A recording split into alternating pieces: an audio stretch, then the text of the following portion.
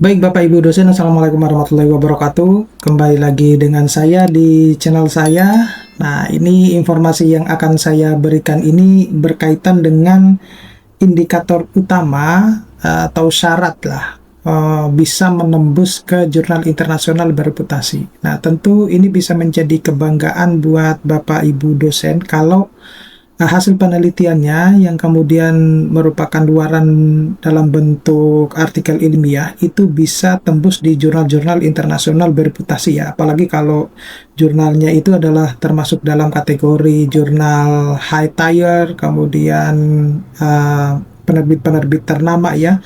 Nah, itu tentunya akan menjadi kebanggaan tersendiri buat Bapak Ibu dosen karena bisa menaklukkan jurnal internasional ya. Nah, tapi sebelum saya membahas ini lebih dalam, saya mau menginformasikan kepada Bapak Ibu dosen bahwa bagi Bapak Ibu dosen yang mungkin merasa kesulitan dalam menulis artikel ilmiah yang ditargetkan untuk publikasi di jurnal Scopus, kemudian di jurnal Sinta 1 ataupun sampai Sinta 6, kemudian menulis buku dengan baik, kemudian proses coaching dan lain sebagainya, Bapak Ibu dosen bisa mengklik link yang sudah saya sediakan pada deskripsi dari video-video saya ini. Nah, tanpa panjang lebar Bapak Ibu dosen, jadi yang perlu Bapak Ibu ketahui bahwa ada sebenarnya beberapa indikator utama yang mungkin Bapak Ibu dosen itu belum mengetahui secara full ya. Kalau untuk tembus di jurnal internasional itu tidak hanya sekedar kita menulis artikel yang merupakan hasil luaran dari penelitian kita, tetapi ada indikator-indikator yang memang disyaratkan di dalam jurnal internasional tersebut, dan kalau kita bisa memenuhi indikator itu bisa membuat artikel kita itu lebih mudah untuk diterima di jurnal yang kita tuju, gitu, seperti itu. Nah, apa saja sebenarnya indikatornya? Jadi, indikator pertama itu tentunya harus orisinal ya, artinya mulai dari ide, kemudian data yang disajikan, kemudian metode itu harus memang original, jadi tidak asal comot gitu ya. Asal comot itu maksudnya seperti apa? Yang saya lihat kebanyakan salah satu kendalanya teman-teman dosen itu adalah bagaimana mendesain riset itu yang kemudian data-data tersebut itu bisa dipublikasikan di jurnal internasional bereputasi gitu. Nah, sayangnya kebanyakan dosen-dosen itu hanya cuma mengambil dari atau melakukan pengulangan penelitian yang dilakukan sebelumnya, penelitian sebelumnya, tapi hanya cuma berpindah tempat seperti itu. Jadi bahkan untuk metodenya itu sangat minim sekali, sangat rendah sekali, sehingga sulit untuk kemudian bisa menghasilkan suatu publikasi yang bernilai tinggi ya. Kemudian ada kebaruan ya, kebaruan ini penting Bapak Ibu dosen, makanya kalau misalnya kita mendesain risetnya itu sejak awal itu sudah lebih bagus ya, sehingga kita sudah bisa memprediksi bahwa novelty penelitian saya itu ini loh ya, karena kita sudah mengetahui gap riset dari penelitian-penelitian sebelumnya yang menandakan bahwa penelitian ini perlu harus dilakukan gitu. Jadi ketika kita melakukan riset ya, kita harus bertanya kepada diri kita sendiri dulu bahwa apa pentingnya kita melakukan penelitian yang ini. Nah, sehingga nilai kebaruan itu akan muncul seperti itu.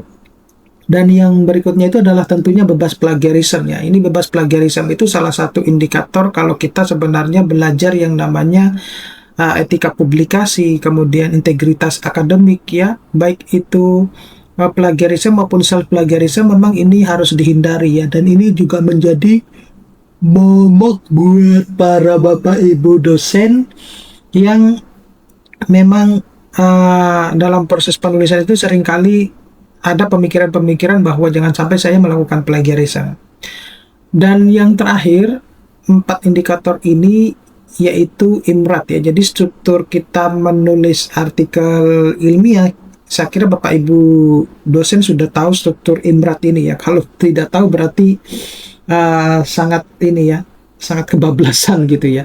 Nah, jadi Bapak Ibu dosen minimal 4 ini itu harus dipahami dulu, harus dikuasai, sehingga kita sudah bisa mengetahui bagaimana sebenarnya target jurnal atau target artikel yang kita tulis ya, kemudian kita targetkan untuk dipublikasikan di jurnal internasional.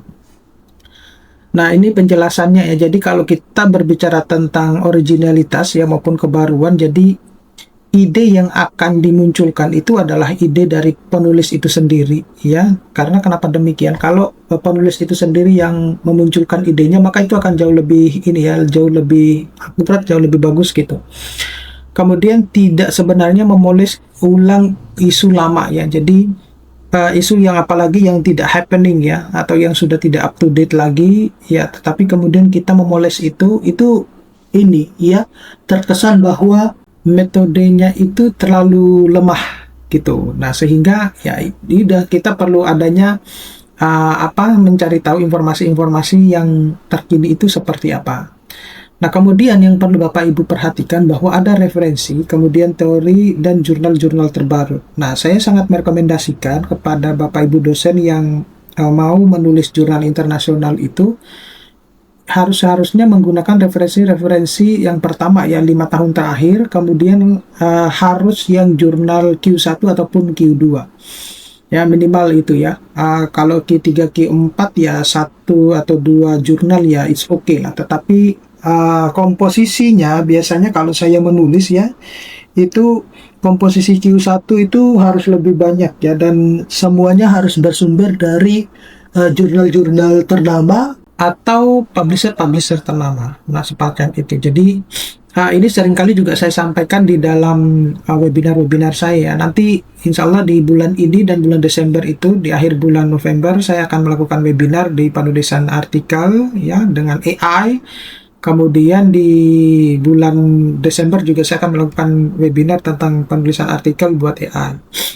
Nah, kemudian ada plagiarism dan penggunaan AI, ya ini yang lagi booming saat ini. Jadi pertama itu kita harus menghindari penyalinan artikel lain ya. Itu penting untuk menghindari plagiarism. Sedangkan penggunaan AI, saya sangat merekomendasikan Bapak Ibu dosen untuk menggunakan AI ya.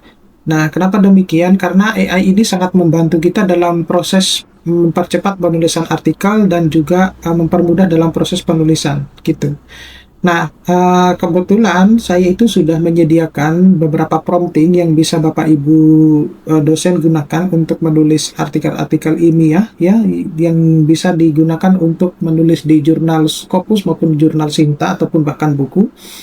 Yang pada akhirnya Bapak Ibu dosen kalau bandingkan dengan tulisan sendiri maupun tulisan AI itu jauh lebih canggih sebenarnya tulisan AI. Nah, di AI itu juga tersedia beberapa tools yang bisa Bapak Ibu gunakan untuk sebenarnya mendukung penulisan artikel Bapak Ibu dosen.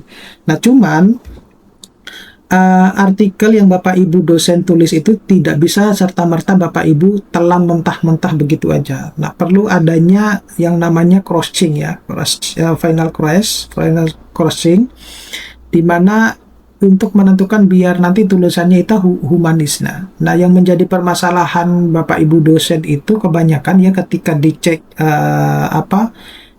AI-nya itu lebih tinggi ya. Tapi sebenarnya Bapak Ibu dosen di beberapa jurnal internasional ya, terutama Q1 dan Q2 itu sangat sebenarnya merekomendasikan penulisan itu dengan AI. Nah, cuman di situ Bapak Ibu dosen bisa menulisnya pada declaration ya, declaration statement of AI namanya. Jadi di situ tools AI apa saja yang digunakan untuk membantu sebenarnya menulis ya. Jadi di guideline for authors itu tidak merekomendasikan untuk menganalisis data ataupun mengambil data dari internet kemudian digenerate pakai AI gitu ya. Tetapi kalau untuk membantu menulis itu akan jauh lebih ini sangat bahkan direkomendasikan. Nah, tinggal Bapak Ibu dosen itu pola pikirnya maka selalu akan banyak artikel jurnal-jurnal itu yang tidak merekomendasikan penulisan dengan AI. Nah, itu adalah jurnal-jurnal yang sebentar lagi tidak akan lama karena dia pasti akan kalah dengan jurnal-jurnal yang sudah menggunakan AI ya gitu. Jadi yang tetap menggunakan tetap menggunakan AI gitu.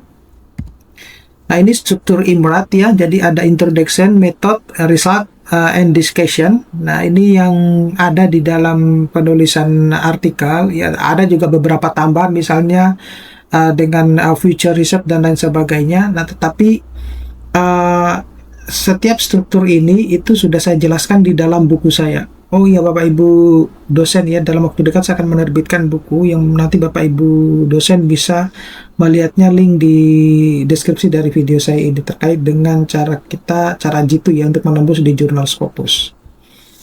Nah, kemudian ini adalah penerbit, proses editor dan jurnal Predator. Jadi hasil yang diterima itu bisa minor atau mayor rejection, mayor revision ataupun ditolak ya, atau rejection. Kemudian Bapak Ibu dosen itu harus hati-hati dengan artikel yang diterima tanpa revisi. Nah, itu sangat tidak direkomendasikan ya. Kemudian korespondensi harus resmi ya, baik itu OJS maupun email. Nah, kesalahan umum dari penulis, jadi pendahuluan itu biasanya tanpa riset gap. Nah, kemudian ide tanpa studi literatur yang jelas, judul baik itu abstrak, isi konten, isi tidak konsisten ya. Jadi apa yang dibahas dulu, biasanya alur ceritanya tidak jelas. Kemudian terlalu banyak isu dalam satu artikel, seperti itu. Oke, saya kira cukup sekian Bapak Ibu dosen, mudah-mudahan ini bisa bermanfaat. Nanti kita akan ketemu pada video-video selanjutnya. Saya akhiri, assalamualaikum warahmatullahi wabarakatuh.